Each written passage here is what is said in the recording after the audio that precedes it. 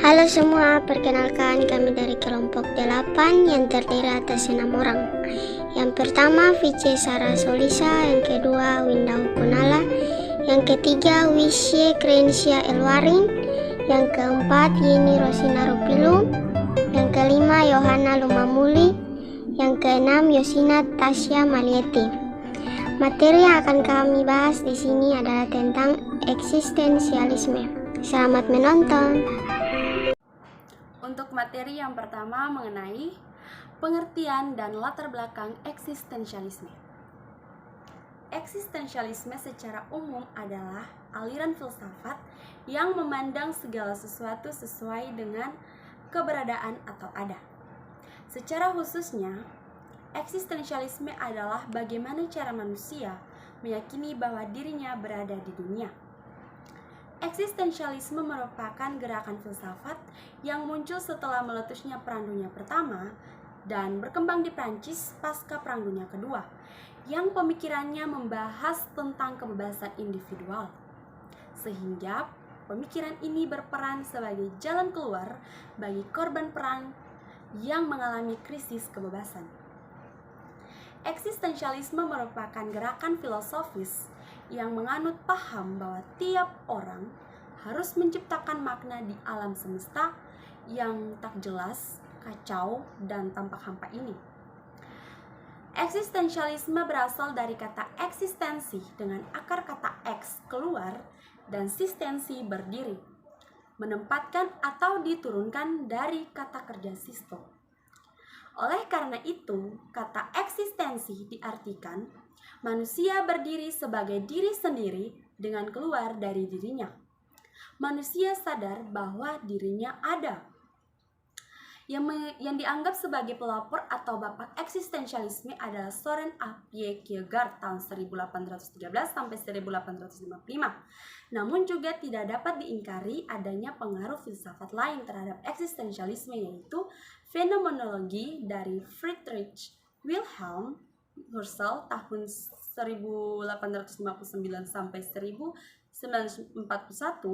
Ada juga Nicholas Alexander Drovitz Berdyaev tahun 1874 sampai 1948. Ada Karl Jaspers tahun 1883 sampai 1969. Ada juga Jean-Paul Sartre tahun 1905 sampai 1980, dan ada juga metafisika modern. Tokoh-tokoh yang mendukung filsafat pendidikan. Yang pertama, Jean-Paul Sartre merupakan seorang pencetus aliran eksistensialisme yang lebih menekankan pada kebebasan manusia. Ia mengatakan kebenaran itu bersifat relatif, bahwa manusia diciptakan mempunyai kebebasan untuk mengatur dan menentukan dirinya karena masing-masing manusia bebas untuk melakukan sesuatu yang menurutnya benar. Yang kedua, Søren Kierkegaard. Eksistensi manusia adalah suatu eksistensi yang dipilih melalui kebebasan. Menurutnya, eksistensi manusia bukan sesuatu yang diam, tetapi manusia itu menentukan, bergerak menuju kemungkinan. Ia menekankan harus ada keberanian dari manusia untuk mewujudkan apa yang dimungkinkan. 3. Martin Buber. Eksistensialisme adalah nilai ekstensi. Manusia itu tidaklah murni dari manusia. Pendapatnya ini memang berbeda dari tokoh sebelumnya, tetapi masih dalam lingkungan eksistensialisme. Menurutnya ekstensi dapat dipengaruhi oleh hubungan sesamanya. 4. Martin Heidegger. Menurut pemikirannya, keberadaan manusia adalah segala sesuatu yang berada di luar kendali manusia yang dikaitkan dengan manusia itu sendiri. Pemikirannya berhubungan dengan humanisme, di mana sikap manusia yang memusnahkan manusia. 5. Karl Jaspers. Ia mempunyai pemikiran bahwa manusia itu mempunyai kebebasan, Tapi pada ujungnya manusia juga mempunyai keterbatasan, yaitu keterbatasan penderitaan, perjuangan, kesalahan, dan kematian. Memandang filsafat ini bertujuan mengembalikan manusia kepada dirinya sendiri, yang ditandai dengan pemikiran menggunakan ilmu pengetahuan. 6. Paul Tillich. Paul mengartikan eksistensialisme menjadi 3 kategori, yaitu sebagai pendamping hidup, gerakan protes, dan ungkapan. Dari ketiga dapat diartikan bahwa eksistensi ini bersifat universal atau penyeluruh. 7. Gabriel Marcel, seorang yang berkembang Prancis. Ia mempunyai hakikat tentang keberadaan, yaitu tentang mengerti dan memahami keberadaan diri sendiri dan orang lain. Selanjutnya, implikasi filsafat pendidikan eksistensialisme di bidang pendidikan.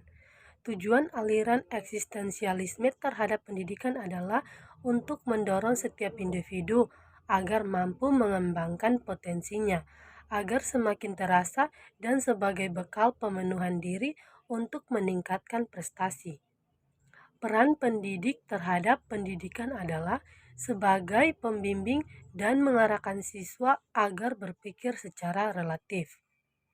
Pendidik juga harus memperhatikan dan memastikan bahwa pengetahuan yang sudah diberikan dapat menimbulkan umpan balik dari setiap siswa, sehingga terjadi adanya diskusi.